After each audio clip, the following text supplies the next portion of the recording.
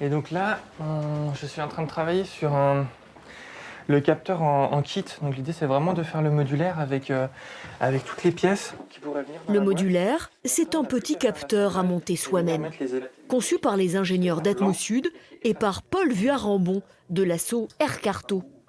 Un capteur de CO2 qui s'affole lorsque ce gaz est trop présent dans une pièce. Attention, démonstration. Non. Oula, ouais. Là, c'est bon, ça fonctionne bien quand on souffle dessus.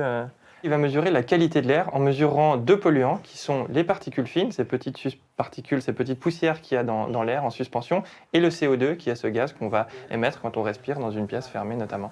Un capteur très à la mode, car dans l'air, en plus du CO2, il y a aussi un certain Covid. Le virus a tendance à circuler dans l'air. Et en fait, plus on va rester longtemps dans une pièce qui ne sera pas aérée, plus on aura de chances que ce virus passe d'un individu à un autre. Depuis l'épidémie de Covid, il y a eu une prise de conscience collective de l'importance du renouvellement d'air. Enfin, on prend l'habitude d'ouvrir les fenêtres ou d'activer ces systèmes de ventilation, et donc on a moins de confinement, et ce qui est très bon pour l'ensemble des polluants d'origine intérieure.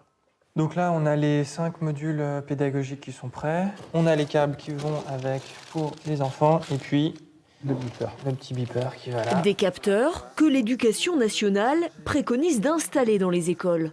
Alors aujourd'hui, direction la ville de Gemnos, à 30 km de là, en vélo électrique. Bonjour. Nos deux scientifiques sont donc invités sur les bancs de cette école. Face à eux, une classe de CM2. Et leur mission ?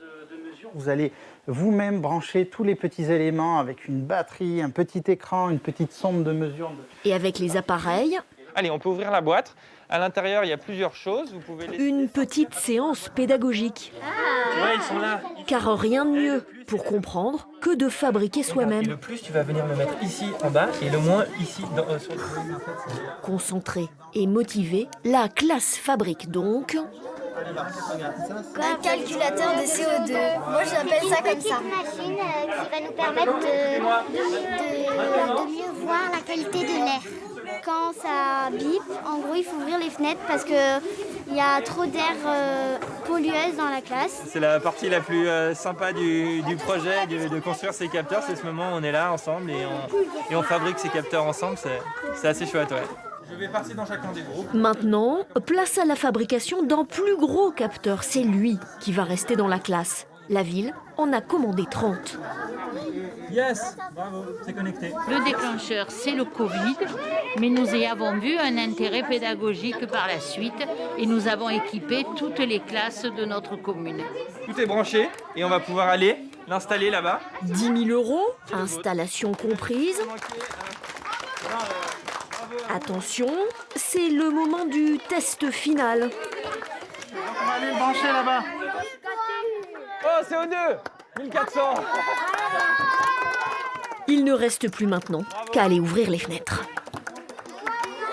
Bah, bravo. C'est bon. Bravo à vous, super, vous avez fait un super boulot.